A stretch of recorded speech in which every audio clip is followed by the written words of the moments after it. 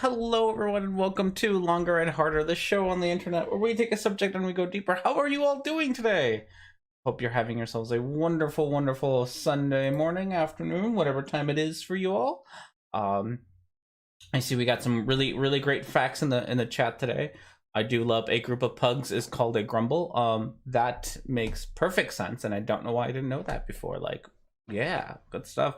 Hello, Micro. Hello, Warlord of Video Game Glitches. How are you all? I'm glad to hear you're all doing well today. Oh my goodness, you are nothing but chaos. My bud. I love you. You're annoying. I don't like you. So today, we're gonna we'll move into things. We'll just move into things. I hope everyone's having a good time. It's been a fun week. What has happened in my week? Not much. Got a scratch. That's about it. That's even the wrong side. Got a scratch. That's about it. Cat is causing chaos. All the usual things. Everything is just so much chaos. That is my life now. I've decided that I wanted to make that my life, and so I did. But yeah, that's about most of my week's been pretty chill. Haven't gone out and done things, painted things, but I can probably I have to move my whole there we go. Painted things. Isn't that pretty? There's a sexy dragon lady right there, or necromancer lady right there. I should post a picture of that. That one looks cool. That I got some paintings and stuff. I'm gonna start working on decorating all the things and stuff. It'll be fun. Hello, Luke. How are you doing today? I'm glad you're doing well, Warlord. So we got ourselves. I wanted to at first. I was gonna be like, okay, the Quartering and Tucker Carlson are all losing their shit about M&Ms, right? Because of course they are. Because they have nothing else to do in their lives, but. Yeah, nothing but chaos in my house. Everyone's gonna have to go to kitty jail here soon. And I really wanted to do that, but I started watching some of the Quartering's video, and it's really not that interesting. I thought it'd be better, but it's really not that interesting. So we'll probably talk about it, but I doubt we'll do an actual watch of it, just because it's really boring. Like, his video is really boring. It's just not very interesting at all. So that's what we'll do. But we'll move on real quick. Housekeeping. Hey, I finished writing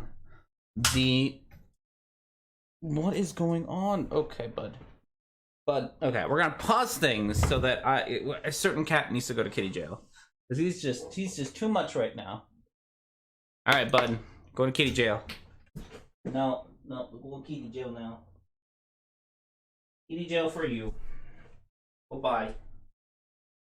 Bye. Alright. He's just too much. He really is. Okay. So with that, yeah. What was I saying? Something. Oh, I finished writing the script for proof 120 something. 23, 24, 24, 23, 123, I think. I finished writing that one. I started working on 124. So we're working on things. I don't know how much time I have. I should look at a calendar. What do the calendars say about how much? Because I said I would do it by the end of the month, whenever that is. But I don't remember how much time. Okay, I got till next Monday, so got about a week. So I really got to start working on that shit, huh? This is why I don't make promises. But I made it. So we're gonna try our best to get through some proofs this weekend. But yeah, so that's kind of housekeeping. Got a thing done. It was great. Good times. Beer of the week. We do have a beer of the week, like always, but. Like we've been doing for the last few months, I have the giant mystery pack of beers, the Brewdog Winter Mix. So we've had a lot of flops, not gonna lie. Most of these I have not liked. I did so far have liked like 2 or 3 of them, which, considering how many are on here, I'm a little disappointed at how many I don't like. But a lot of them are really like, they're just things. So we'll see. Okay, so randomly reaching into the mystery pack, our first beer for today is going to be, what is this? Oh, it's the opaque one. Embrace the Opaque. We did this one last week, right? We did Embrace the Opaque. I didn't bring a glass. Fudge. I think we got one later. We did Embrace the Opaque last time, and it was okay, I think, right? But this one has a mango flavor to it. It's a Hazy Jane Embrace the Opaque. And you probably can't see that all that well, with mango in it. Mango. I do like mango, I'm not gonna lie. Mango's like my favorite fruity thing to eat in a fruit. Eat a fruit in a drink. So at least that part hopefully will be good. Is this beer going to be any good? Who knows? Let's find out.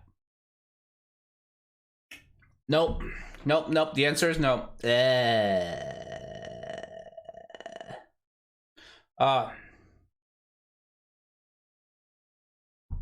No, God, that is bad.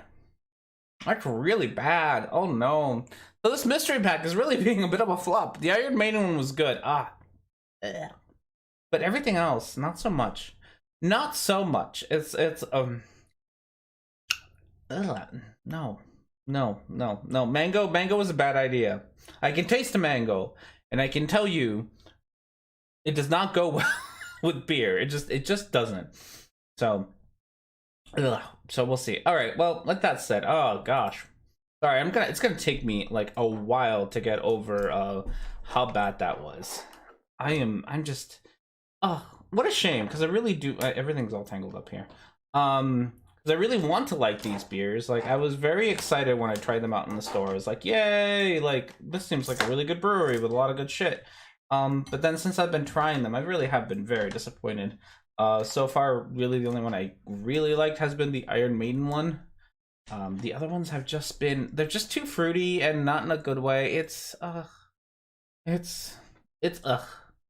gonna go with it's Okay, so beer of the week is menu for today, video menu for today. We got ourselves, bam, Immigration by ARTB. That one's been sitting there for a little while. It's okay, we don't have to watch it, but it's been there. Liberal versus conservative, talking about immigration for some amount of times. Interview with WHO by Random Markham. I really gotta pick other videos by him. He's still, I think, doing bullshit on the internet. Secular Sharia by Computing Forever. I don't even remember what that one's about. Ruining Dark Souls by Akban. Who is just complaining about difficulty levels in Souls games, because why not? Antichrist Ritual by Marty Leeds. What is True Femininity by Stellar Thoughts. Oh, I forgot we put that on her. Stellar Thoughts is a super wonky place channel. And then Carhartt Break. Carhartt Heartbreak. God, that is a terrible title quartering. Why would you do that to me? Carhartt Heartbreak. Carhartt did something that wasn't racist, and so the quartering is upset. So those are our options for today. I do, hopefully Cloudbot is here. I should have checked before I started things. But yeah, like I said, I really wanted to do the, whatchamacallit. There's Cloudbot. Okay. I really wanted to do the new quartering video on sexy M&Ms, but it's really boring, so I'm going to talk about it instead a little bit. If you would like to vote, Upside Down Eye, vote, and then the number of the thing you want to vote for, and then we will watch that video, probably. So far, yes, if you've kept up with the news at all, let's start at the beginning.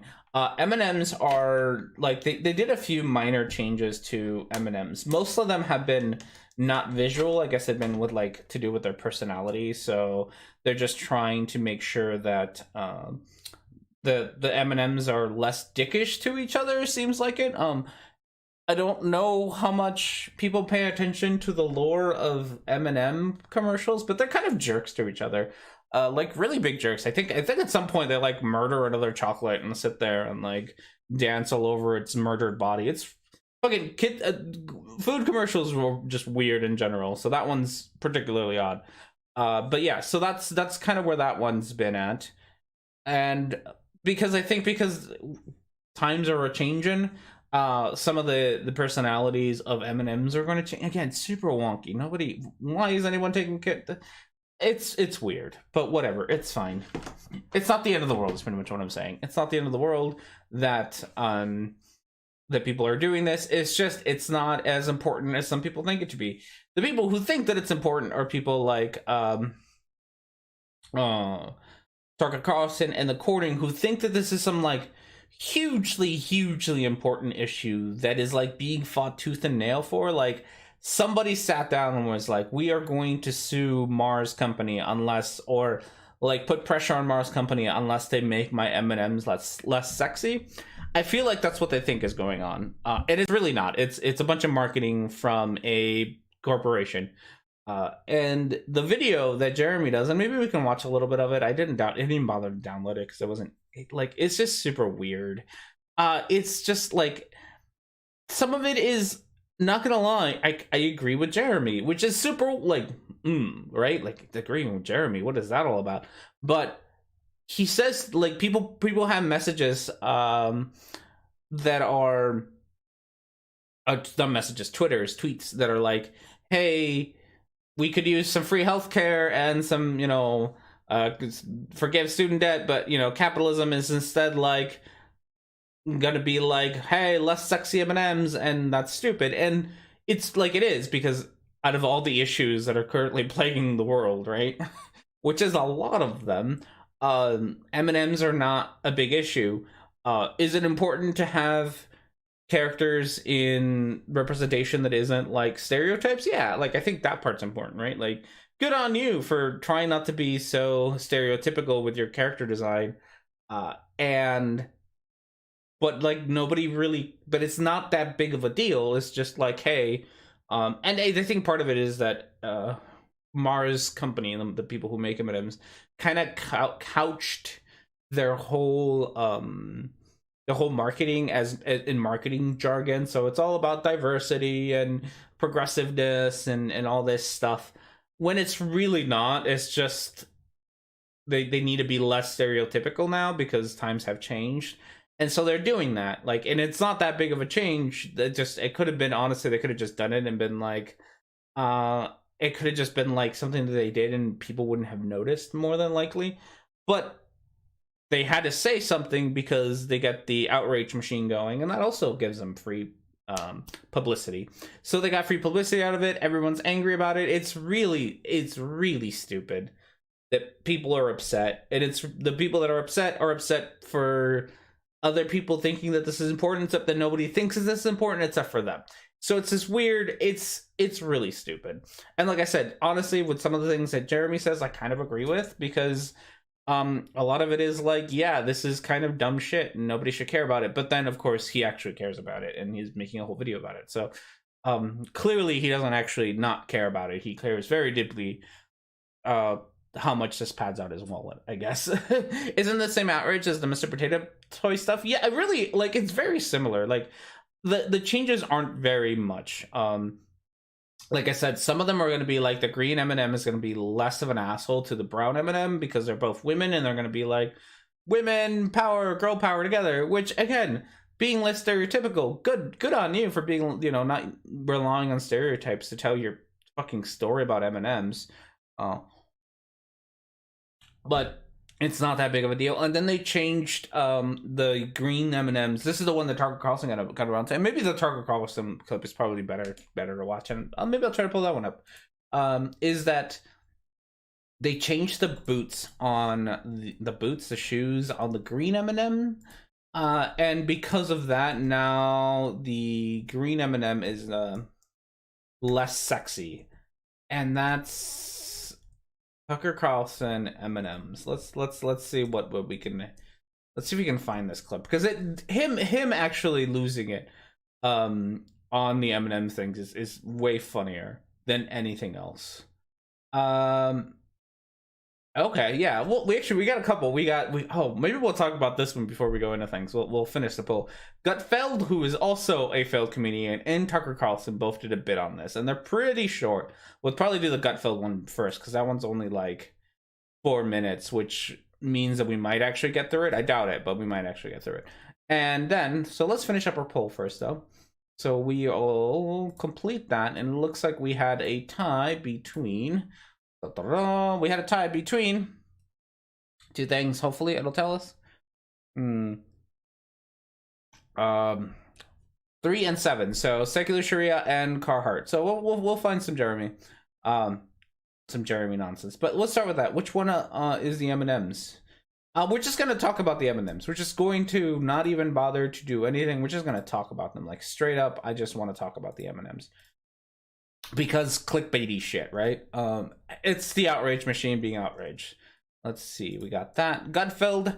If you don't know who Gutfeld is, good for you. Gutfeld is a entirely failed comedian. He is definitely falls into the same category as Steven Crowder and Ben Shapiro. No, maybe not Ben Shapiro. Unlike just being a failed comedian who tries to be funny for Fox News, but really isn't, because he's a conservative, and conservatives just aren't very funny. Okay, so this is Gutfeld talking about Gutfeld things. Hopefully this will play on something. Okay. Whoop. Oh no, there we go. Are we playing now? No? Sorry, that's really loud for me. Why are you so loud for me? Quiet down a little bit. Will M&Ms still melt in your hands if they identify as trans? When I eat a bag of M&Ms... they had the one joke. Yay! Do I wonder which color and shape best represents my identity? No, because it's chocolate. And also, it's obviously the orange one. But the iconic candy company is giving the mascots makeovers to make them more inclusive. How are they doing this? Well, obviously by changing their footwear. Instead of go-go boots, the seductress green M&M will now wear sneakers. Additionally... Okay, Gutfeld, you just called her seductress. She's an M... Oh my goodness. Sorry, I'm overwhelmed with the fact that people care. No, what? Yeah, I look horror and computing forever. I don't know which one is worse. Honestly, they're both the same. Oh wow, he's so funny. He made a trans joke. So funny. Their voices will be updated in a tone that's more welcoming. Sorry, Kat, no voiceovers for you. Said Catherine Slight, interesting, Chief Growth Officer at Mars Wrigley. Why is it interesting? Who better to commit to a world with more moments of fun by increasing a sense of belonging around the globe than M&Ms? So, like, okay. Like, again, besides the uselessness about this, right? Yeah, nobody cares except Eminem's PR department. Like, yes, besides the uselessness of this message, and this message was entirely, like, you're right. It's a PR department that came up with this, right? A PR department somewhere was like, let's write a PR friendly statement to put out there about M&Ms, right? And they were like, somebody with an English degree was out there writing this shit and putting way too many words in it and making it sound way too fancy for this thing. Like, they put way too much effort into this. Like, you didn't have to, but they did, and that's their thing. But besides that, like, the message itself is so innocuous. Like read this sentence and tell me what is wrong with this sentence. Like, what is going to destroy the world about this message? Who better to commit to a world with more moments of fun by increasing a sense of belonging around the globe than M&Ms? Pretentious, yes. End of the world, no. Like, very pretentious. But yeah, corporate abuses to workers, distraction. Yeah, like it's and that is also kind of the most important thing. Like, right, corporations in general, not in general, all of them are really bad. And so they make all these little changes, all these like little things that they put out there, like YouTube. Let's talk about YouTube. They do it all the time. They're like, Pride Month, yay! Let's have a thing, right? Let's have a Pride Month. We'll change the logos. We'll make a video spotlighting some of the great gay people that are on YouTube and whatnots. But then they also allow people like Steven Crowder to just make bank on their platform by being incredibly homophobic and transphobic, and they don't put a stop out to it, right? They just like, ooh, whatever, go do your thing. Right? They don't care. Same thing with half of these other companies. They don't care. Netflix did the same thing, right? When they're like, haha, Pride Month. And then when a bunch of trans people complained about the fact that they platformed Dave Chappelle's transphobic rants, they're like, oh, we're gonna fire you then. Haha. Like, they don't care. Nobody fucking cares, right? These corporations don't care. They put on these airs so that you can feel slightly less guilty about buying their products. That's it. That's what they do. And that's slimy, but it's what they do. This is just PR nonsense. Nobody cares. They're not actually trying to make a difference in the world. But the statement themselves are really like, whatever. They're innocuous. It's fine. God, bring in UBI so the English grades don't have to work for a living writing rubbish for marketing departments. I know, right? Like, God, I would have written that. Fox News, moral panic, moral panic, moral panic. Eminem's clothing choices, Eminem, moral panic. Yes, it's like, especially like in 20 whatever year we are, 2022. I already lost track of years. In 2022, right, when the world is fucking ending.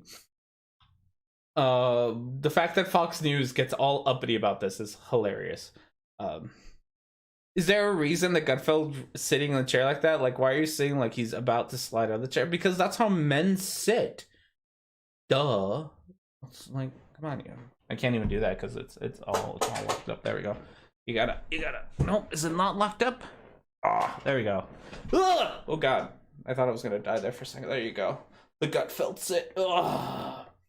Got it. This is how real men sit. Oh, that's horribly uncomfortable. That's the worst. Oh God, my back. That was really bad. I did not enjoy that.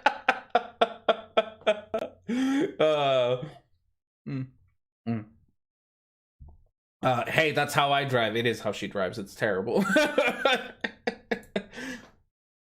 All right, Gutfeld, tell us more. I don't know, maybe Three Musketeers? We could replace their swords with protest signs.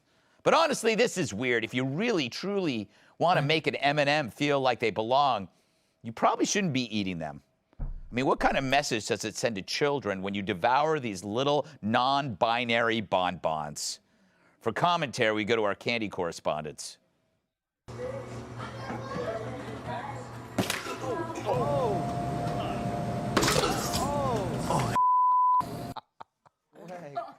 That was not a candy correspondent. Cat. Okay. So if I remember right, I'm sorry, I'm so stressed out by this. Are these supposed to be jokes? I don't even know. I don't even know. Candy correspondent. He did alliteration, therefore it's a joke. That isn't a candy correspondent. Yeah, he.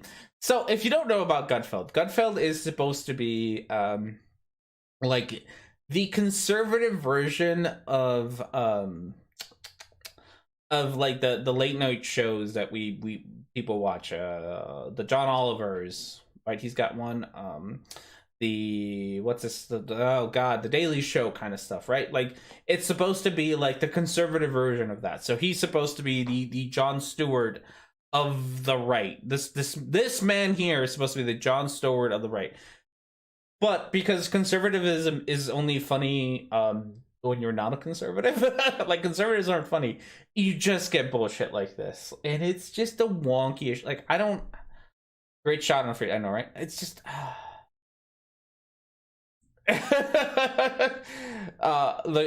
that shot is a meme. Caption, let me explain the joke. It will make it better, I promise. That is good. I'm gonna screenshot that so that I can add it to the Twitter memes. Is that even how I screenshot things here? Yes, it is.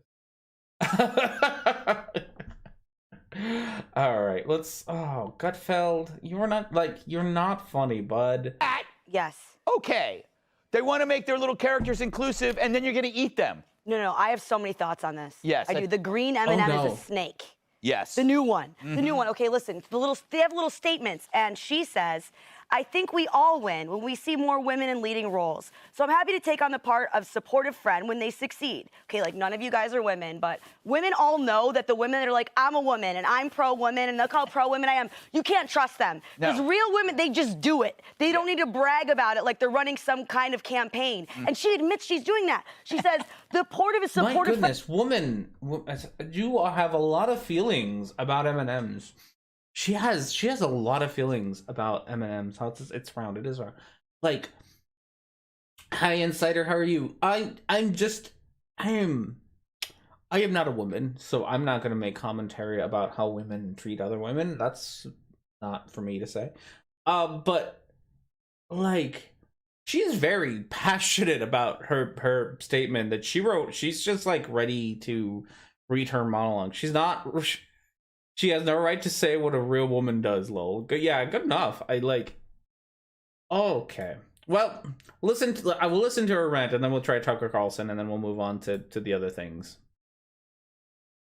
friend when they succeed, right? Like, okay, yeah, I bet you want to be, their friend when they succeed. Like, you conniving, climbing little bitch. I do not trust her. All right. I don't want to be her friend. Okay. So she somehow made it worse. That's the worst kind. You need to run from women like the green M&M, the new green M&M. Yes, the green. I love that man's face. That man's face really, like... Can I get him back? The worst kind. You need to run from women like the green M&M, the new green M&M. Like, that man's face right there is honestly, like, that's how I feel about this speech, about this little rant. Okay. It says more about her than it does about the green M&M. It really does. I feel like she needs better friends. She probably just needs friends, right? Like, this seems like a person who's like, oh no, somebody's offering to be supportive of me. I need to run. Like, I can't have friends who are supportive of me. Like, she's had some very toxic friends. The green M&M is bad because the green M&M said she would be supportive of her female women M&Ms. And that makes her bad. That makes her snake conniving even. Because this lady on the Fox News says so. This is very passionate. Okay, that's I'm gonna get a screenshot of this man because I love his face. I love the way that he looks. That's exactly what everybody else is. He's with his eyes saying what everyone else is thinking. But let's go to Tucker Carlson. Oh, this is great. I love this. The title of this is Tucker. We're watching civilization collapse in real time. Okay. Oh no, Good evening and welcome to Tucker Carlson Tonight. We want to begin by noting something obvious because this is the obvious show. If you live in the United States, you may have noticed that many of our public spaces have become permanent homeless encampments. You see trash-filled tents blotting out what were once green and tidy public parks. You step over vagrants drooling unconscious. Oh, God, bud. Oh, you're gross. You're gross. You're gross. Oh, you're a snake if you talk about how you want to support your friend's success. You really are. Sorry, I gotta pause there because this man is gross. Like, I specifically talk about Tucker Carlson, I will say, and a lot of people. I will talk about them very disparagingly, right? But I will talk about them very disparagingly because they are horrible people who have made horrible choices and say horrible things, right? Like, they are horrible people. They are the kind of people, like, I would much rather never bump into Tucker Carlson than I would a homeless person on the street. Or I shouldn't say homeless. What's the unhoused, right? An unhoused person on the street. I would much rather bump into an unhoused person or go through an encampment on a park or on a street than I ever would bumping into Tucker Carlson or his friends. One group of these people is way worse than the other one. And Tucker Carlson is fucking vile, right? Because the reason that he is vile are the choices that he has made and the things that he says. He is now talking incredibly disparaging about unhoused people who live in a system that isn't helping and is just making things worse, right? Like, we live in a system where we give tickets to people for being unhoused, for being out on the street, and then we are wondering why they can't have enough money to pay for rent. We live in a system where people we have a crap ton of empty homes that just sit there and are empty so that real estate agents can just make money off of them and sell them later on, right? Like, or like we have shouldn't it be the house challenge person? Maybe we have, like, it's not their fault that they're unhoused. It's the system's fault that they're unhoused, and Tucker Carlson is going to sit here and talk about them in these horrible terms, and that's just fucking disgusting, because Tucker Carlson is fucking disgusting. That's my rant about Tucker Carlson. Ugh. Just on the steps of train stations on the way to work. You watch as junkies smoke meth without any embarrassment at all and then yell at pedestrians on the sidewalk, maybe at your children. I mean, I watch people watch you publicly masturbate without any shame, and then yell at people for, yell at people not watching you because they didn't, I don't know, weren't born rich enough. So, it seems about the same thing. Everywhere, at every intersection, there are beggars. It's what we used to imagine India was like, but this is not Calcutta. This is New York and San Francisco and Austin, Texas. So the question is, what happened? And the short answer is, our leaders did this. No matter what they tell you, homelessness is not an act of God. It's not the result of economic collapse in this country. America did not run out of housing. Instead, a determined group of well-funded ideologues decided to make it. This isn't quite what I wanted. Not that I don't want to talk about depressing shit. I just want to see Tucker Carlson lose his shit over goddamn Eminem. But that's okay. I don't know where I'm gonna find it, and that's okay. I don't want to look for it anymore. He's made me sick, and I want to be done with it. Okay, well, we tried. We an attempt was made. So with that attempt being made and me entirely giving up on that video, old man yells at clouds 100%. Don't talk about Tucker like that on second thought, dude. Yes, he just keeps on getting worse. He really does. I don't like. We're gonna just let him be, and we are going to move on to the video that one of the videos that won today's voting, which is video stuff. Sharia by Computing Forever. Ooh, I opened it in the wrong spot. Oh no, failing miserably at opening things. Oh, it's this guy. I remember this guy. Like, as soon as I saw his silly character thing, I remembered exactly who this man is. There's a... Okay, well, let's get him going. Bam. And VLC, where are you? Where are you, VLC? Oh no! Why can't I find you? Sorry about this, guys. I'm trying my best to find the VLC window that this is on, but I don't seem to be able to. Minecraft. Don't want Minecraft. Want my VLC window. Why aren't you letting me theory find that's it? been doing the rounds, which... Oh goodness. I apologize, but I can't seem to be able to pull up the VLC video.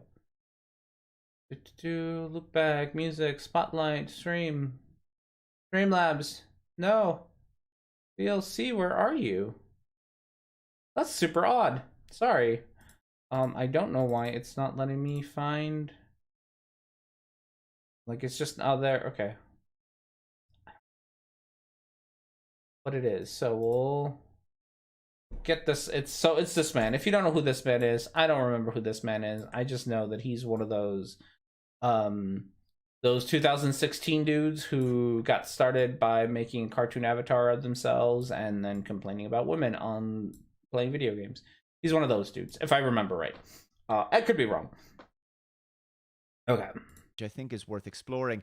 And as the latest government mandates regarding COVID continue to escalate, I'm beginning to believe that it may in fact have a great deal of merit. Communism has been described as Christianity without God. This What?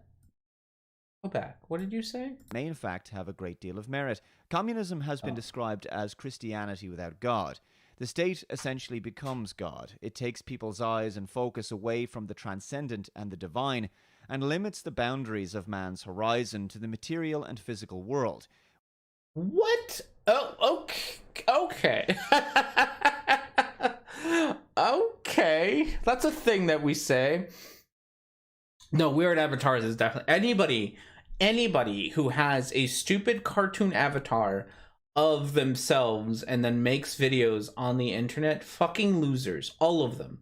I'm gonna die on this hill of they're all fucking losers as I sit here and try to find my cartoon avatar of myself. Where are you, cartoon avatar of me? Oh gosh. Is this it? No, that's beer of the week. Wow, I have a lot of beer of the weeks. Why can't I find the things that I want? I am failing miserably today at finding all the things that I want. There we go. Where's Hobbs? Come on, Hobbsy Budsy. Where are you at? Oh, I can't find anything today. Oh well, we tried. We tried our best. We tried best to make that joke, and I just could not find it. But yes, anybody who does it, including me, is a fucking loser. People who make videos on YouTube are fucking losers. You are correct. Except for yes, Essence of Thought is the only one who gets a gets a pass. They get a pass because their avatar is really cool. The rest of us, fucking losers. I'm gonna turn this down a little bit. There we go. Okay. I could care less, but I figured out the psychology of these people and why they care. Is just fascinating. Like the Patrick, the imaginations of my minds are an enigma. Yeah. Okay. So, communism is about materialism. That's a thing that we're saying. That's a thing that we're saying. Communism is it's a weird thing to say when capitalism exists. Like it's like I don't think so, but also like capitalism exists, and that is, if nothing else, like if nothing else, those people who have if nothing else, capitalism has done that. Like capitalism has pretty much made materialism like the god of things, right? Like that's the thing that you need to have, to the point where religious events have become like capitalistic events. Things like Easter and Christmas are nothing but like really big capitalism events. So the fact that capitalism exists really goes to show you that yes, it's possible, but it's definitely not communism that does that. It's a very weird take, but you know, who's surprised? No one. Where a human tyrant assumes the role of God, where he serves no master except his own ambition. While God is incorruptible and unbound by the limitations, sins, imperfections, and weaknesses of humanity, the communist tyrant is not. A God-fearing Christian leader will devoutly believe that he is beholden to the moral law of God, and therefore all of his actions are monitored by the omnipresent Almighty. He will one day stand before the Lord and face judgment. Okay. Oh, okay. I'm starting to, okay, this is it got me a second because sorry, it took me a second because I was trying to figure out what the argument he was making is, and I finally got there. And it's the same old argument that some religious folks make about atheism. So we'll get to that in a second. There's some comments. Nell Singh, Rhetoric and Discourse. I would say that those that have cartoons with smug DreamWorks faces are at least sus. Yeah, at least sus. No, material does not give you access to a shared burden civic. You need egalitarian for that. This is a joke purely for my own amusement. Good. I'm glad you're amused. Oh no, we're having the couples are going to be fighting in the chat. I'll let them do that. So the argument that is being made here is the exact same argument that is always being made. Again, not, I don't want to say by Christians, but a lot of apologetics. Let's go with apologetics, right? About the morality of atheism. So the argument pretty much goes that you can't, atheists cannot be moral because they don't have like a someone keeping an eye on them, right? Like who's watching the watcher, who's you know, whatever that is, whatever that saying is, but they don't have one because they don't believe in God, so they feel like they can just do whatever they want and get away with anything they want, right? Therefore they can't be moral, you can't trust atheists, that kind of nonsense. This is that same argument, right? It's pretty much saying that unless you have a theocracy of some sort, that a leader who believes in God, you can't possibly, only they will have moral choices. So God-fearing men are really going to be the only ones who make good choices when in power. Everyone else is probably, if you're not a God-fearing person, you're not going to do this. Of course, this is entirely disproven by any president of the U.S. ever. Like all the U.S. presidents have been religious in one way or another. I think the weirdest, the not Christian one, I think, was Kennedy, right? He was Catholic, and that was about it. But the other, pretty much all the presidents of the United States have been God-fearing men, including Kennedy. He's not that he was, right? Not that he wasn't. And yet they have still made some really terrible choices. Slavery was still a thing. Like, there's, even to modern days, like, we're literally watching society fall apart because we kind of given up on a virus and are just like, yeah, whatever, like, everyone's gonna get it and die anyway, so what's the point, right? Like, these are decisions made by God-fearing men who are just making terrible decisions. So it's not even like, I don't understand, and never will understand, how believing in a God makes you a better person. I don't think you're necessarily a worse person. I don't think not believing in God makes you a better person. But in and of itself, there are plenty of God-fearing people who are just as awful as there are. I love that you imply that Catholics are shared of God for a moment there. I know I did say that. I did say that. It was like, oh no. Honestly. Moving on. And so, therefore, it is in his interest to serve the people fairly, kindly, and truthfully. His misdeeds are seen by God, and there's no escaping that. But the communist tyrant who believes that there's no such God above him will justify his own wickedness because he does not see himself answerable to a higher power. And so the power he obtains will utterly corrupt him, and he will use it to his own ends. This is it's so weird that people think, again, like, just not that all Christians or religious people are bad, but like, just watching religious people exist is enough to be like, this shit's like, they exist, and like, people in power do really horrible shit, say really horrible shit. But okay, bud. Subjugating his people in the process. What we've been witnessing over the past few months is an acceleration in the plans of globalists to bring about the goals of Agenda 21, which for all intents and purposes appears to be a new form of global technocratic communism for the 21st century. Wow, that was a lot of words, and I am very certain you don't even know the name, the meanings of. We should stop saying God-fearing and say got shit scared instead. It's true. People use God to justify their own wickedness. They really do. Like, again, racism, slavery for how many goddamn years, right? Like, all of this stuff is justified by people who are I do love gut shit scared men. Like, they justify it. It hasn't stopped them. I know, just make a podcast, honestly. Like, it hasn't stopped anybody. Like, it would be a very easy case to say, like, look at all the places with all the countries, all the states or whatever with Christian or God-fearing people running them, and look at how much better they're doing than other ones. But that never lines up, right? Like, it really doesn't. It's also, like, to take it the opposite way. If I remember right, a lot of the more, like, statistically, a lot of the more religious places in the country are usually the worst off places in the country. They tend to be the most racist and the most the less educated and all that jazz. So there is really nothing saying this. Okay, nothing. He can't really show that this is true. Now, as far as this, what did he call it? Technocratic. He said a lot of words. Agenda 21.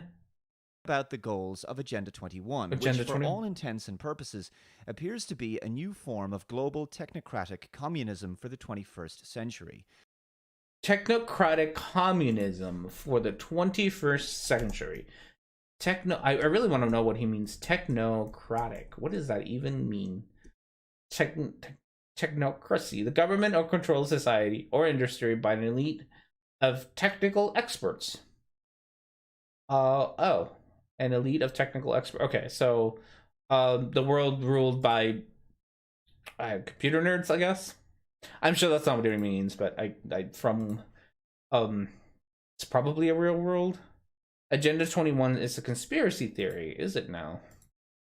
Agenda 21. The fact that like he made that video in 2020, I think it was around March, so 2020, and the fact that none of it has actually happened really goes to show you how well his predictions have come true.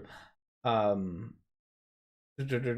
let's read this real quick together, because I know how much you all love it when I just read things. Because I have just the best reading voice of all time. Is that the one I want? It is the one I want. So boom, boom. So this is what Wikipedia has to say. I don't know. I've never really heard of any of this stuff.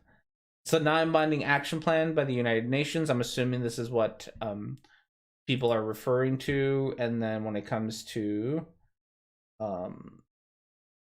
USA Today, Agenda 21, International Agreement. Okay. I love me some conspiracy theories. Glenn Beck! Oh no! Oh, that's how you know it's bad, because Glenn Beck wrote a whole book on it. Sorry, now I have to like find out what his book's about. Let's see. Oh, I want to get this. I want to get the description in here. There we go. We got it in there. I was just a baby when we were relocated, and I don't remember much. Everybody had that black hole at the beginning of their life. That time you can't remember. Your first step, your first taste of table food. My real memories begin in our assigned living area in Compound 14. God, Glenn Beck. Just a generation ago, this place was called America. Now, after the worldwide implementation of a UN-led program called Agenda 21, it's simply known as the Republic. There is no president, no Congress, no Supreme Court, no freedom. There is only authorities. Citizens have two primary goals in the new republic: to create clean...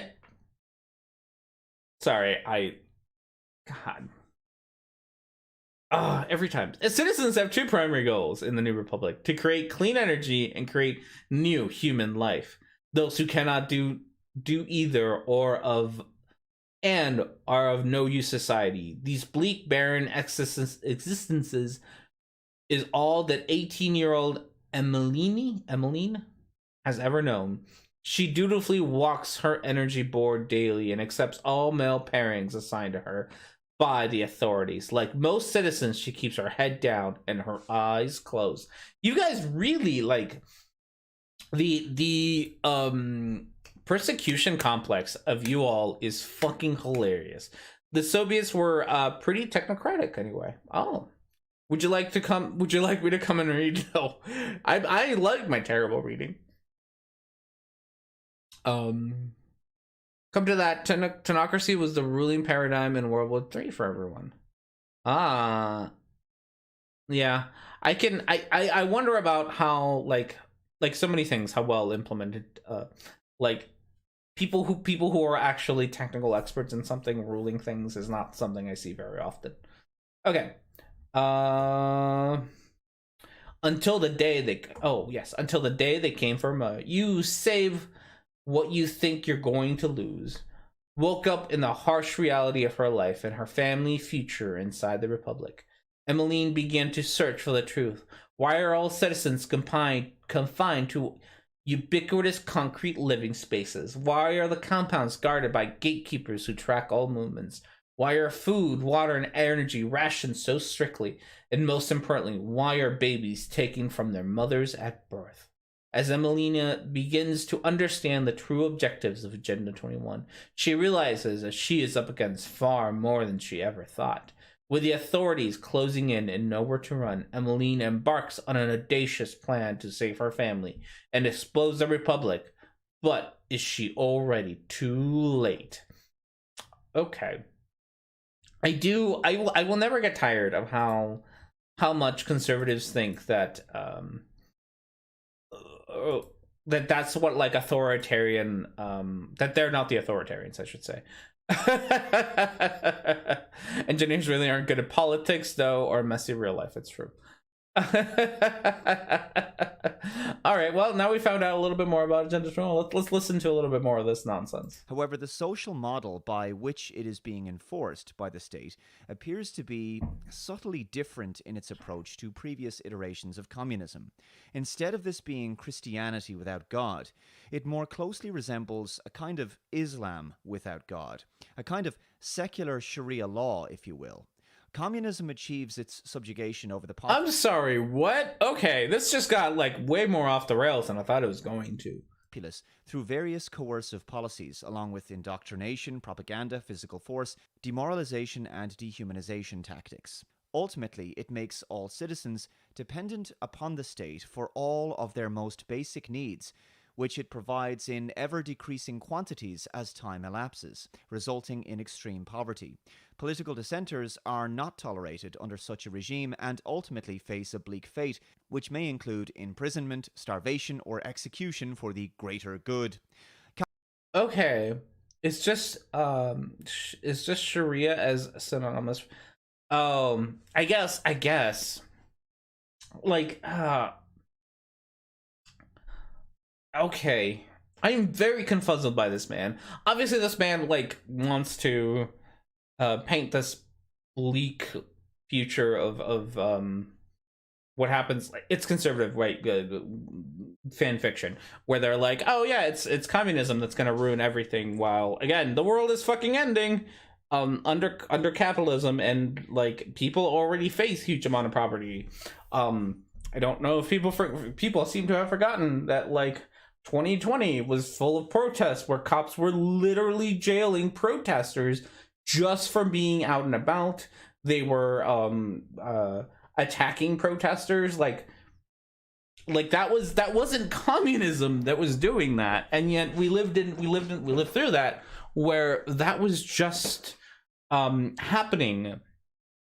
And maybe, I don't know, maybe it would happen under communism. I'm saying that it wouldn't, but it's currently happening now under our current system, and this man is not even blinking an eye at that. He's like, oh no, the real problem is going to be when this fake made up system actually comes out and takes over the world, I guess. Conservatives just banned the teaching of an epidemic theory, ignoring for the moment that it is not taught to children. There aren't many things more authoritarian than this. It's true. Like, the whole critical race theory thing is entirely extremely authoritarian. It's insane how much not just the critical race theories, like, conservatives have been constantly trying to ban things, right? Even simple shit, banning gay marriage, banning abortion, banning they ban a lot of speech. Like, they are really the authoritarian ones. That's never been a question. The worst that you can say, not that you have to, not that I'm saying that being liberal is like the best, but the best that I can think of is that people come out and say, hey, don't say racist or transphobic or homophobic shit. And it's always a don't say those. It's never a we're going to make a law that forbids you to do this in schools just because, as opposed to, again, critical race theory, which isn't even taught to children, and they made a really big deal about it corrupting children. Who really is the authoritarian here, bud? Communists ultimately believe that utopia, or heaven, is possible right here on Earth. But along the way, great sacrifices must be made to achieve it. And they justify these sacrifices so long as they aren't the ones doing the sacrificing or being sacrificed. In many respects, communists are quite religious and theocratic in their outlook and thinking, except their religion places man at the top of the societal hierarchy instead of God. So this is why communists attempt to destroy organized religion so that there is no authority above the state. So we're saying a lot of things, and we are definitely getting to word salady things, where we're saying a lot of things that sound scary. using Sharia, communism, getting rid of religion and all these things. That sounds scary. And this is all for something that's supposed to happen during 2020, right? Like the nice thing about this is we got 2020 vision on this one. Hindsight's 2020. That's really depressing. That we can look back and see that like none of this shit happened during 2020. None of this shit is happening now in 2022. Where we're not making these big changes to turn anything into communism, right? If nothing else, we still are just as authoritarian as we were in 2020, where we are banning things from being taught in school, banning books, and doing the authoritarian shit.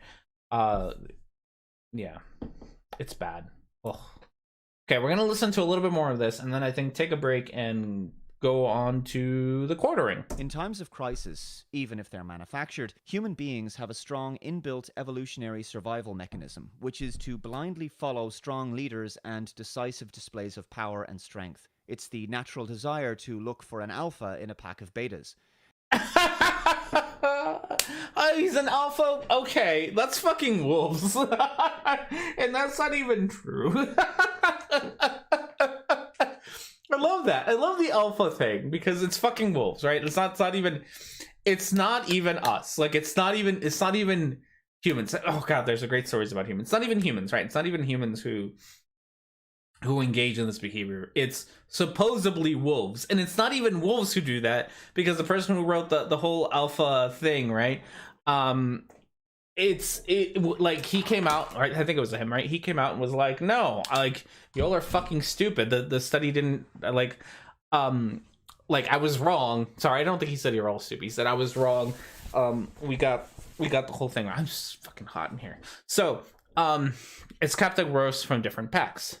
Yeah, so it wasn't even like wolves. It wasn't even as extreme as these people make it out to be, and that's hilarious to me. But a fun story about I'm gonna have to find that my biology book, which I might not have my animal behavior book. And there was a story about this what were they, baboons? I think it was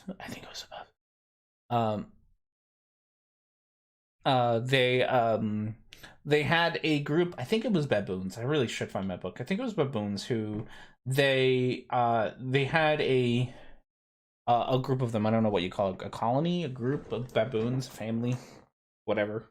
They were kind of being ruled by an authoritarian guy. It was hilarious. Like the whole culture of it was very aggressive, very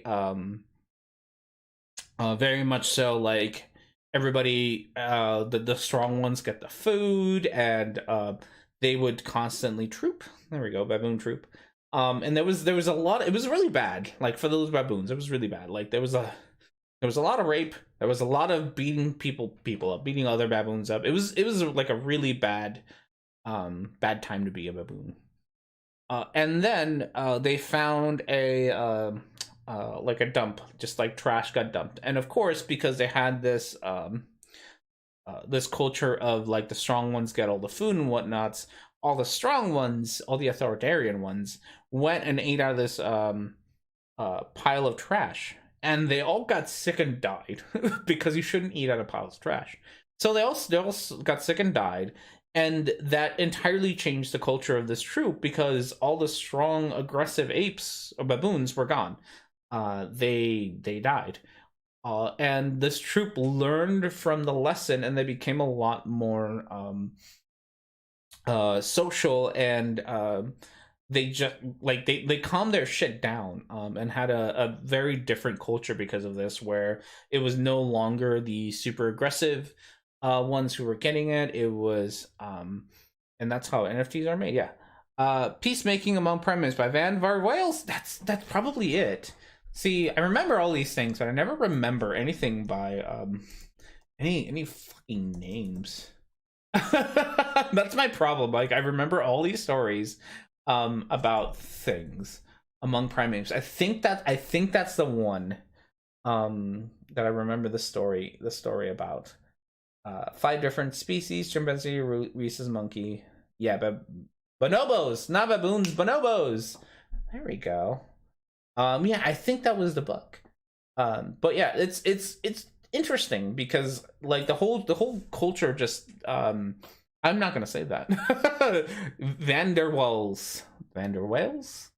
But yeah, so this whole it's just a case study, but it's a neat case study about how being all alpha and aggressive just gets you killed. And then when you die, society gets better. Oh no. But hey, those bonobos did it, so we're all good. All right, so with that said, we're gonna switch over, take a little break, watch some fan art. We're gonna pick another beer of the week, and then we'll see you all in a little bit to watch some quartering nonsense, because we all love some quartering nonsense.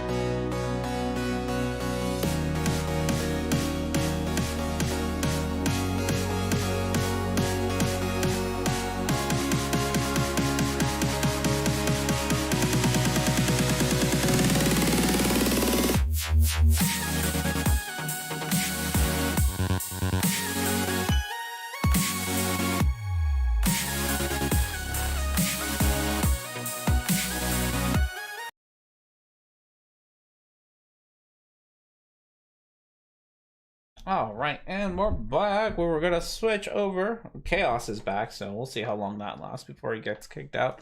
Not very at the rate he's going. You're a monster. You're a monster. Go that. What are you doing? Okay, so we said we were gonna switch over to the Quartering, who's like always has something fun to say, because that's what he does, right? Quartering is going to tell us about Antichrist ritual immigration. Is it in my download still? Probably. Check. Real quick. Yep, there it is. The Quartering, complaining about Carhartt, who I think is some sort of after Joe Rogan saying that the pod is some sort of company about the weird thing of how conservatives can be so authoritarian while saying they are for free speech. The freedom to talk about is maintaining social norms, the freedom to dictate. It really is true. Oh, we're gonna switch beers too. It really is. It really is. I want the freedom to tell other people what to do, and it's not a freedom. So every time a group of people gain a right, they feel like their freedoms are being taken away, like their freedom to oppress that group is no longer there. It was never a freedom you should have had. It's really is. So you're right. Okay, we're gonna finish this beer real quick. It's got like one sip left in it.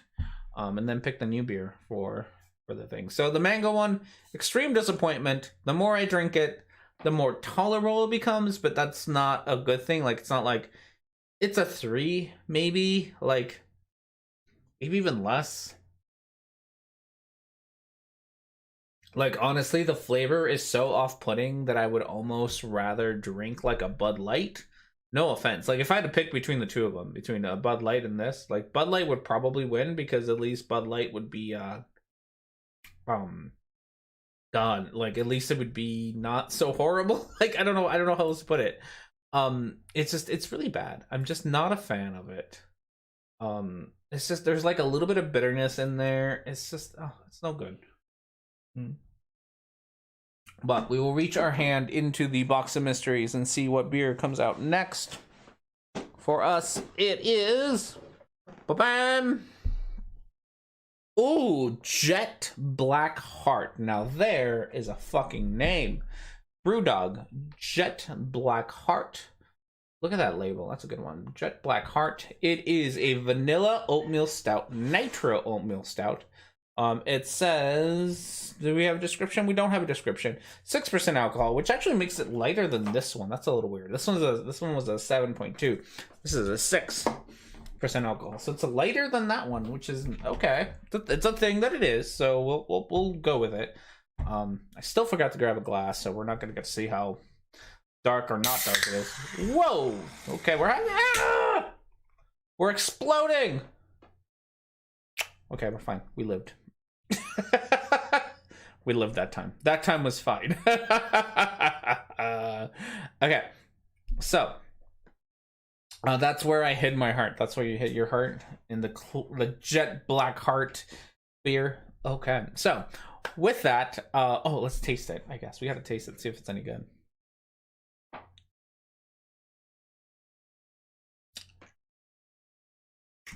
Okay, it's better. Like right off the bat, I'd give it a 5. Right off the bat, it's a good 5. It's smooth. It tastes a little bit like vanilla, and it's a stout. 5 gets a 5. I don't know where it's gonna be at the end of the drinking of it all, but at the start, it can have a 5. Okay, we'll start this video over so we can find out exactly why Wolverine is here. After Joe Rogan saying that the podcaster should have been left in 2021. Make no mistake about it whatsoever, friends. The reason the media, and by the way, I don't agree with everything Joe Rogan said. This year, everything seems like it's more expensive. Are you guys being able to hear that? I'm not sure if you can. Why are you able to hear that? I can hear it, which is good for me, but I'm not sure you can. Oh, maybe you can. Yeah, okay. Cool beans. I don't agree with everything Joe Rogan said. This year, everything seems like it's more expensive and more difficult to get, and it's tough out there. We got quite the bombshell. Remember last week, and I've been covering the rot that is at. Oh, it's about his Carhartt hat. He's a simp for Carhartt, and then Carhartt did something, and now his heart's broken, and so he's looking back at his own memories of the good times he had with Carhartt. This is so okay. This is the man, right? Who we entirely did not listen to the Eminem thing about, but this is a man who's like, corporations don't give a corporations. No, he didn't say that. This man just simps for corporations.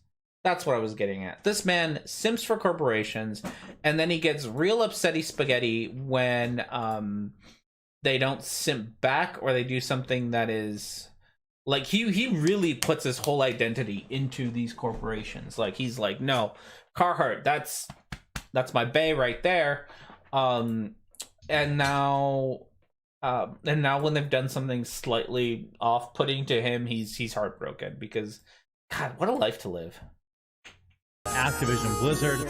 What is Carhartt? Carhartt, I think, is some sort of like camping-ish, outdoorsy-ish, outdoorsy-ish kind of company. Let me see if I can, or if I remember right. I don't buy Carhartt things because I'm an adult. That's they have whatever that pattern is called, the lumberjacks wear and pretend lumberjacks.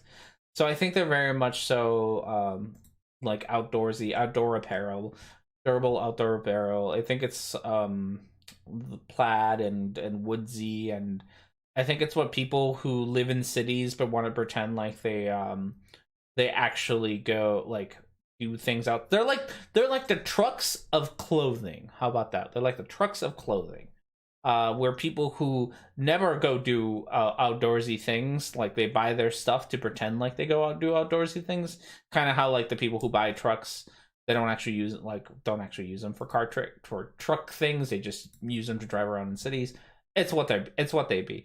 Are they actually like good workwear? I don't know. Maybe I could just be being a dick, but I also look at the quartering, and the quartering is not a man.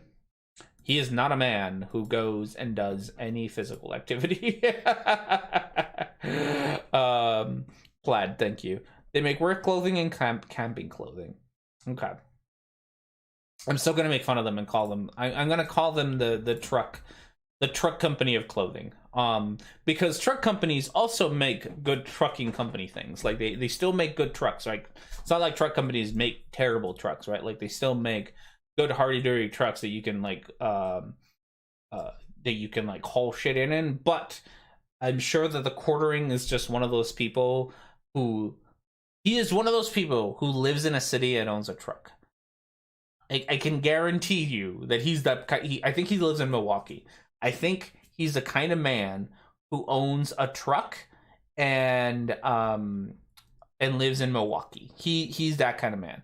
Have you seen a Jeep? Jeep people and truck people are different. They're still different. I know they seem very similar, but they're different. Truck people, they're probably equal. Yeah, it's a different kind of asshole, as Pasta just yelled into the room.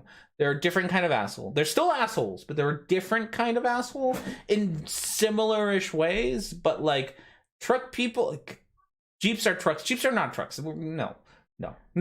You shut your whore mouth, Micro.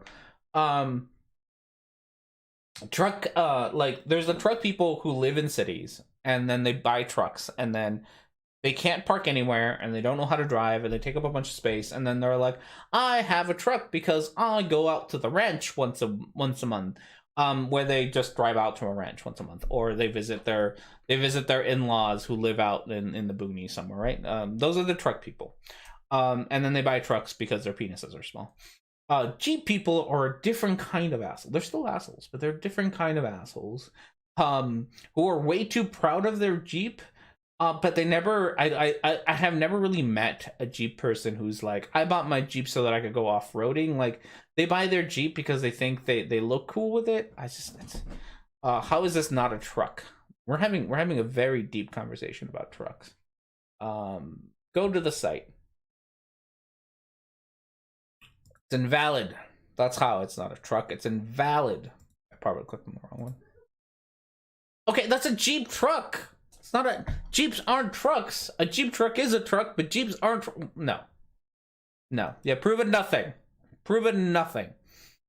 Like, that's like saying cars are trucks because there's that one car that is a truck. What's it called? Cars that are trucks. Let's look that up. There's a couple that have existed.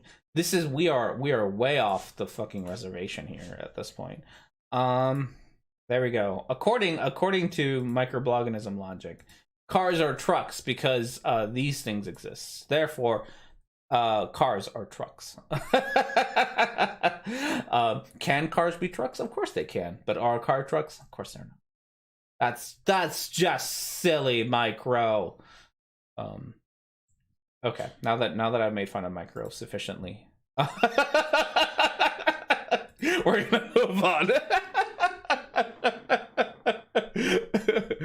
Jeeps? No, you said Jeeps are trucks. I'm gonna do the same thing that I should have done with Kaiser Cube last week. I'm gonna screenshot that shit and be like, no, you said Jeeps are trucks.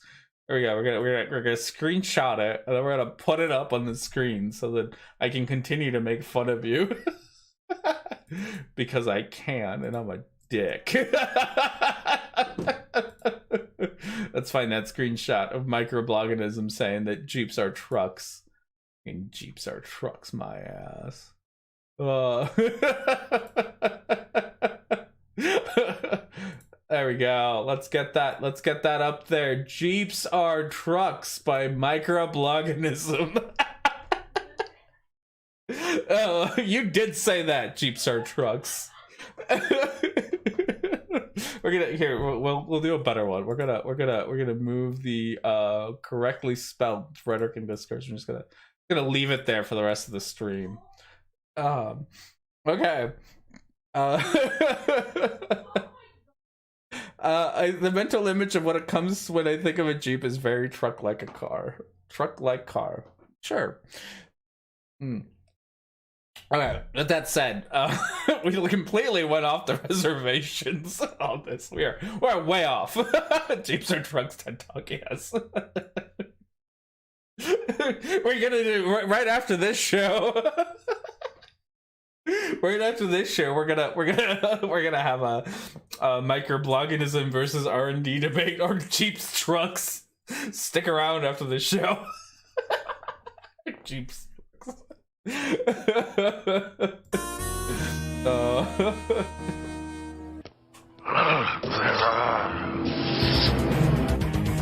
Okay. Before we move on, so quartering simping for Carhartt is now really pissed about it, and so this was the straw that broke the camel's back right here. This letter. So we're gonna do the thing that we all love here, which is to listen to R&D slur his way through a whole paragraph, so that we can find out what was so awful before the quartering kind of shows up and tells us what it is. So Carhartt Associates. So this is a letter, obviously, to people who work at Carhartt. Many of you have asked how the recent Supreme Court decision on the OSHA mandate for large companies will impact our associates, so we wanted to provide some clarity. Okay, so the court ruling that I'm talking about is that recently, about a week ago, maybe a little bit more than a week ago, the Supreme Court shot down the Biden administration's attempt to make it mandatory for big corporations to have like vaccine mandates and things like that, so that you had to be vaccinated to work at large corporations, because a lot of people and stuff. So the Supreme Court kind of shot that down, which I don't know how okay I am with that, but that's a topic for a different time. So that's what they're talking about. The ruling does not change Carhartt's mandatory vaccination program, which went into effect on January 4th. As you know, we have extended the vaccination deadline for both RCV and Madisonville Associates to February 15th. This date also remains in effect. So pretty much now, we have a private company who is like, okay, the Supreme Court said that the government can't tell OSHA that vaccines are mandatory, but we, as a private company, are going to tell you that if you're going to work for us, you're going to have to be vaccinated. Private company making its own private decisions. Hi. We put workplace safety at the very top of our priority list, and the Supreme Court recent ruling doesn't impact the core value. We and the medical community continue to believe vaccines are necessary to ensure a safe working environment for every associate and even perhaps their households.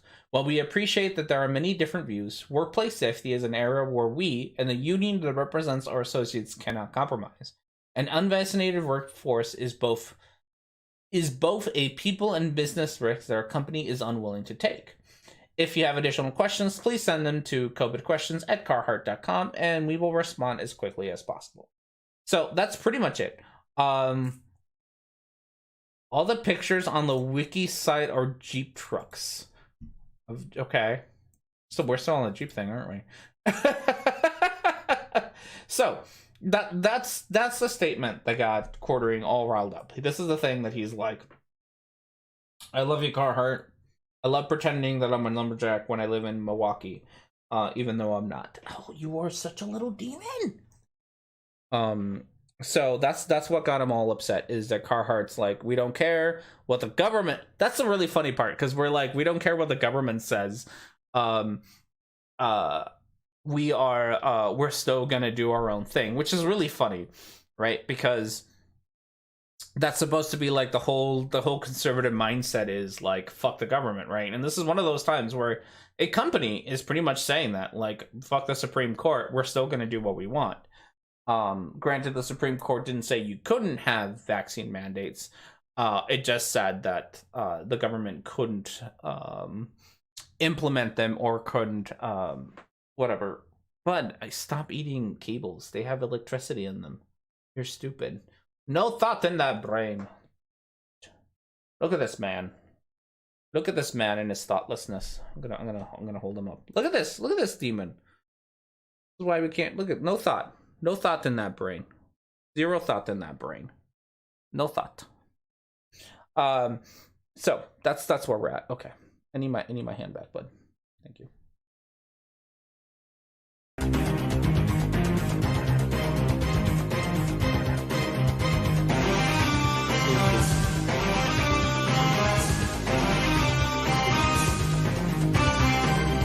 What's going on, everyone? Jeremy. That was a very epic intro, Jeremy, and unnecessary. You're fine. Like, again, like the M&M's thing, you are taking this way too seriously. Like, it's fine. A company decided to do a thing, and you are like, my heart is broken. I really hope that you go home and like burn all your Carhartt stuff. That would be fantastic. Go do that. Please go like burn all of your Carhartt gear. We're here from the quartering, and an interesting / personal topic has come up.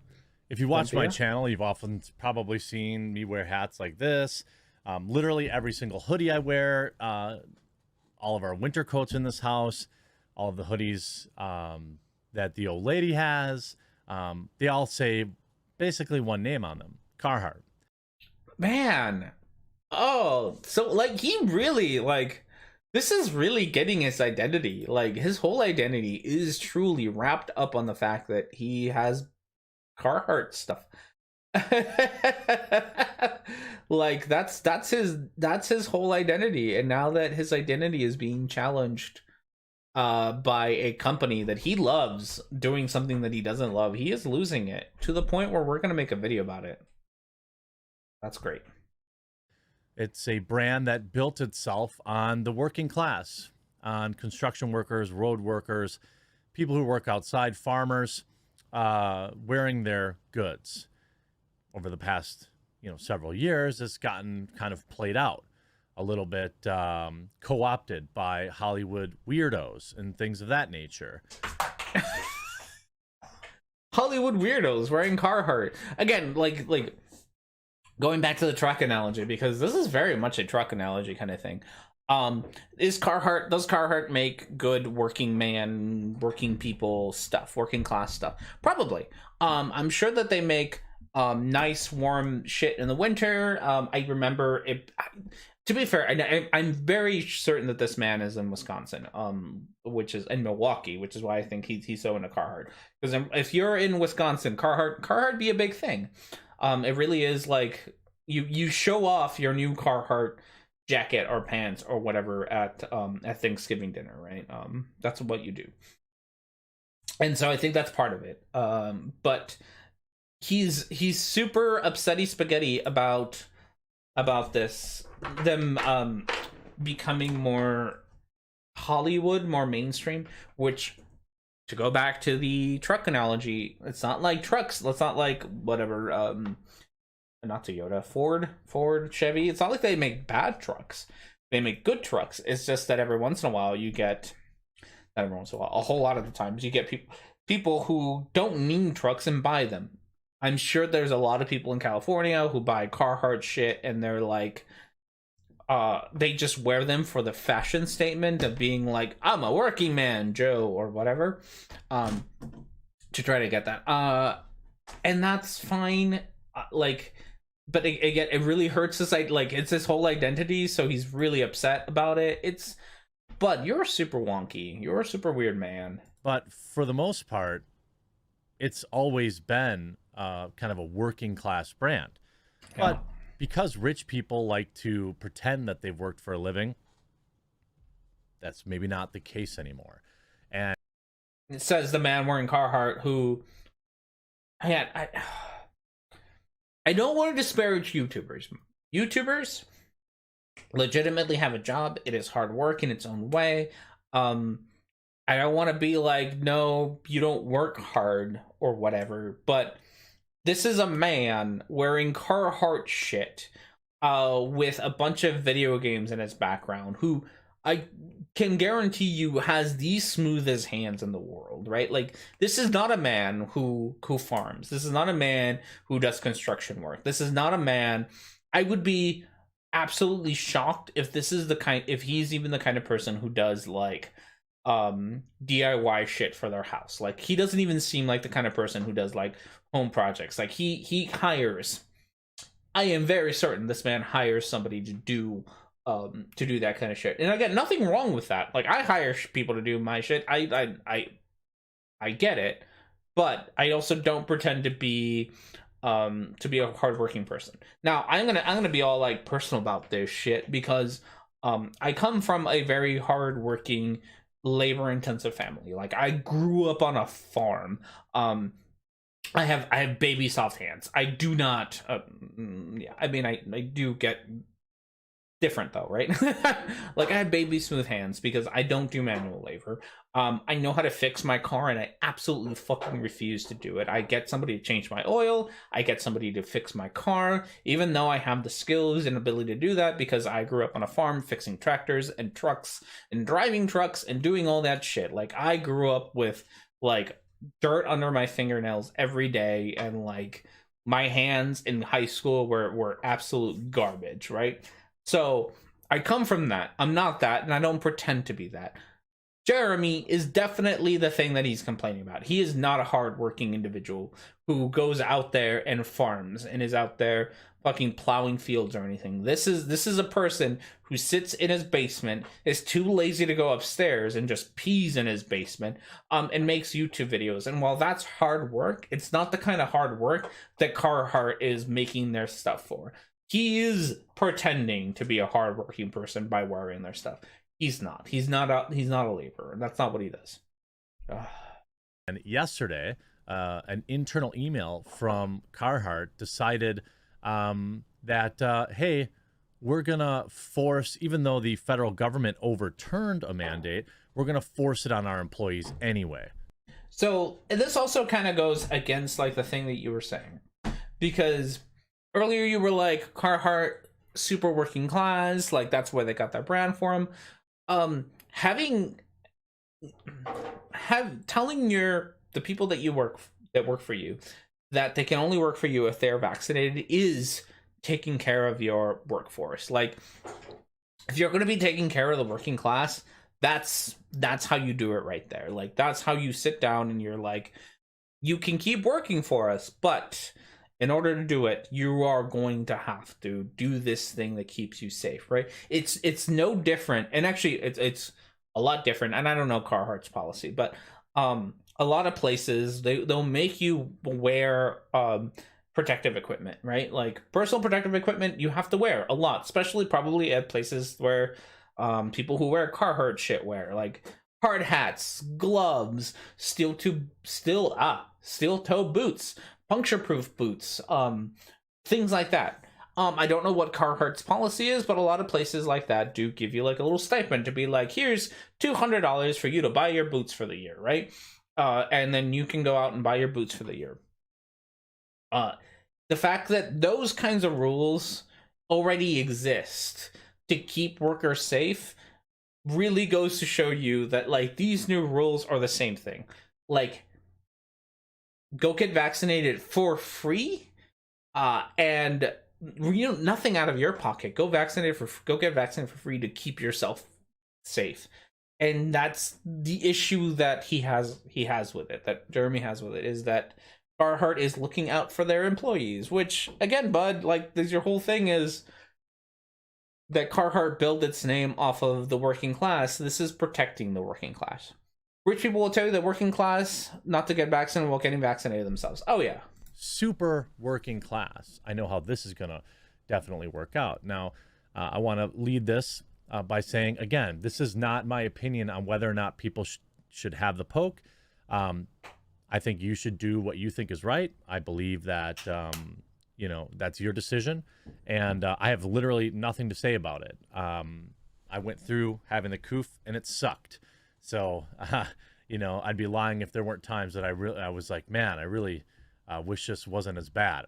But I got through it, and interestingly enough, wearing my Carhartt gear the entire time. Oh, he really is like, does he think that private companies can't set stricter rules on the government? I don't know what he thinks. And like, it's that thing. I think somebody pointed this out, because Fox News has stricter rules on vaccination than like Fox News does. Or sorry, no. Fox News has stricter rules than the government suggests. It's one of the things that they do, right? Like, because I don't know how much they care about their employees, but they care enough to be like, hey, if you're going to work for us, you need to have you need to follow stricter rules than what the government suggests. But yeah, I think, like, besides the fact that it's the COVID vaccine, I don't know what his issue is. His issue is really like, I can't believe that this one company is having stricter rules. All right. Heart is now. Oh, but yeah, no. He went through COVID while wearing Carhartt stuff, so now his heart is really broken. Requiring workers to get poked, and people have feelings. Now, if you followed what was going on with our Supreme Court, I believe it was last week or the week before, Joe Biden had erroneously overreached and tried to force all businesses with, I think, more than 100 employees, to force their employees to get the poke. So a lot of interest, not interesting. I know exactly why the word choice is like this, but a lot of very deceptive word choice here, right? You're not being forced, which is the thing.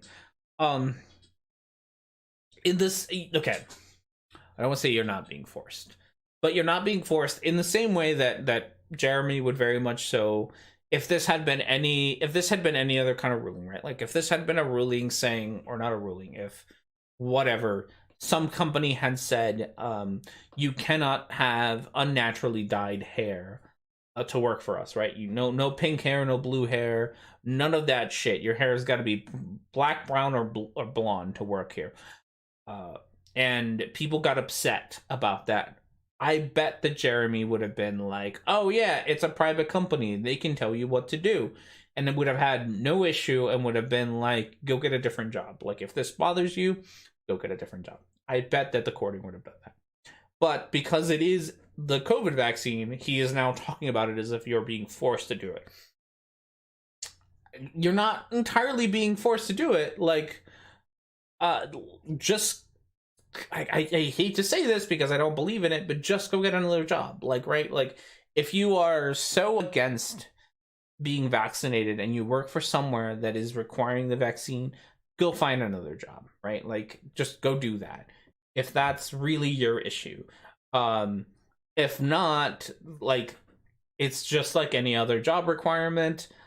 Sometimes they're a little sketchy, sometimes they're not. This doesn't seem like a sketchy one. This seems like a very much so a safety concern. So, yeah.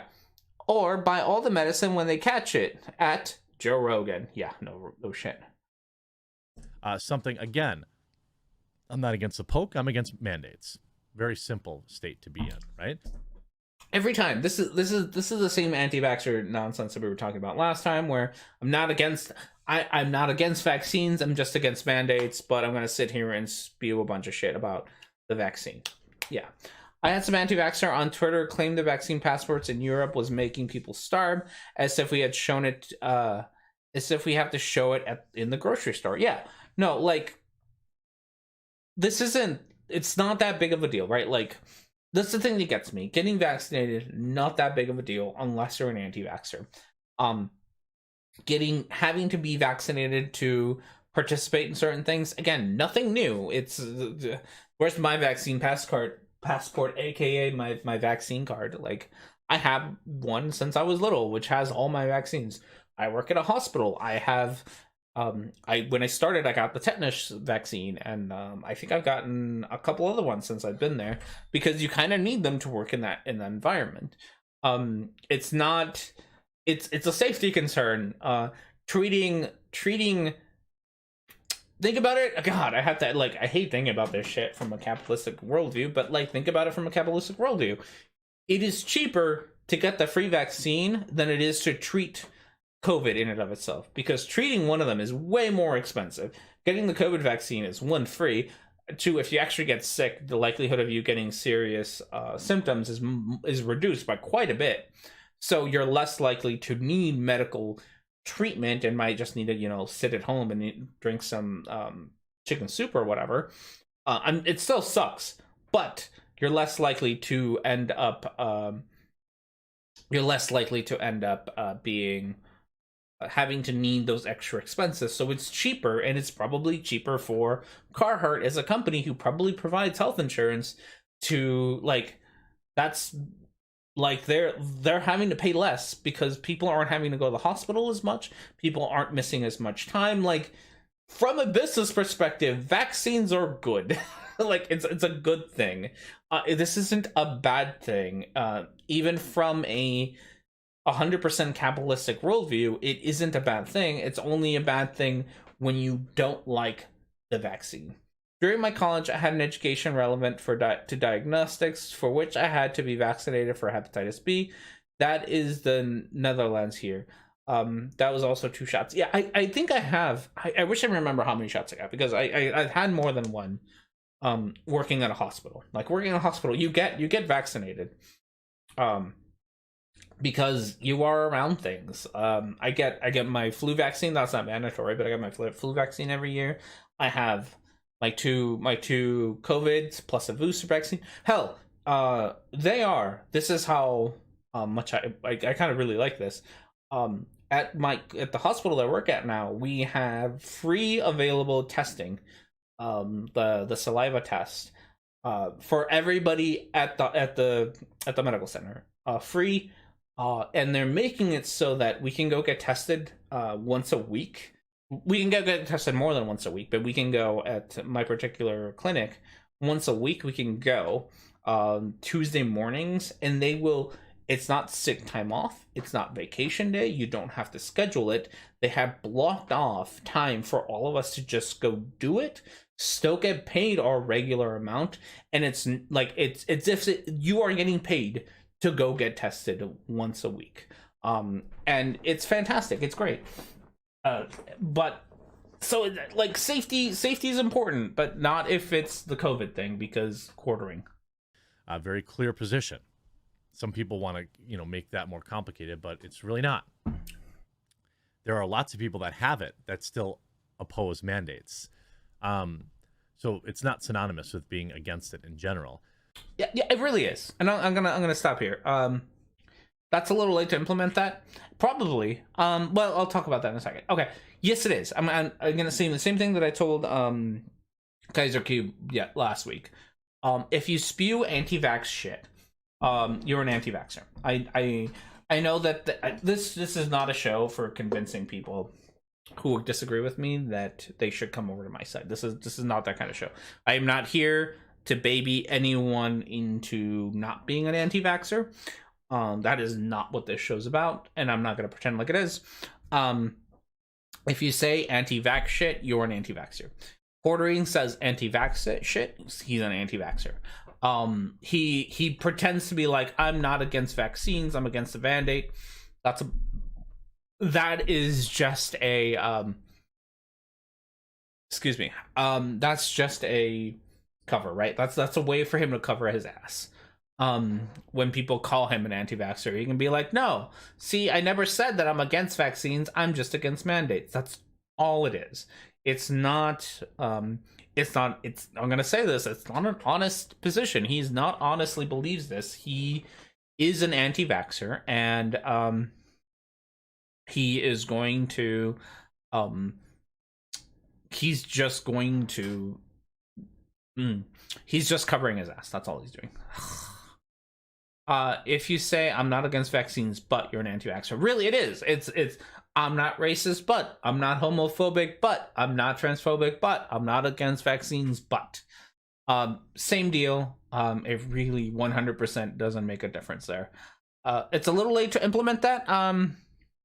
Is it? Probably. I mean, probably is a little late. On the bright side, so we've always had free testing where I work. Always, I've been tested. I've lost track of how many times I've been tested. But our testing beforehand was testing when you had symptoms. So we would get tested for if we had symptoms, then we get tested. It was still free. Didn't take up any of your sick time or whatever. You could use your sick time to take time off. That's that was fine. Now what it is for asymptomatic, so you don't have to show symptoms to go get tested now. That's the big difference. Is it too late? Probably, but I'm still gonna be like, it's better than not being able to get tested once a week. And it's still nice to be able to go at least make sure that we're good. We have had a few cases of people with minor or no symptoms that have had COVID. So it's also nice, and now we're getting to be able to just get tested weekly with or without symptoms. You can just do it. The only frustrating part is that there's definitely people who are like, I don't want to do it. And it's I'm not an anti-vaxxer, but like, people don't want to do it, and they're really like, there isn't a monetary reason to, there isn't a, like, there are no obstacles for not getting tested. It's really just their own personal beliefs, which are, you know, I don't want to give too much of a hard time to people in their personal beliefs, but if your personal belief can kill me, then I'm going to give you a hard time. All right, listen to a little bit more of this before we finish up for the day. Carhartt secretly sends us email. Carhartt just put themselves on the going out of business notice. Do they realize their base is blue-collar, conservative, working class? They're not wrong. Is there? I mean, it might be. It's this go woke, go broke thing that Quartering does all the time, where he's wrong about it all the time. Makes predictions about how certain companies are going to go out of business because of their policies or changes or whatever, and he's always wrong. Like, movies do well. He never gets this right. Like, he's never been right. Quartering predictions, fucking awful. I bet Carhartt is going to do just fine. Conservatives are really bad about fucking doing boycotts and shit, so they're all gonna be real stupid and go buy Carhartt shit to go burn later on to pretend like they are angry supporter or angry customers of Carhartt. Don't they realize that what we wealthy folks aren't supposed to care about the well-being of the working class? It's true. It really is true. Are Carhartt supporters mostly blue collar? I don't know. I kind of doubt it. I mean, no, sorry, not kind of doubt it. Are they conservatives? I don't know.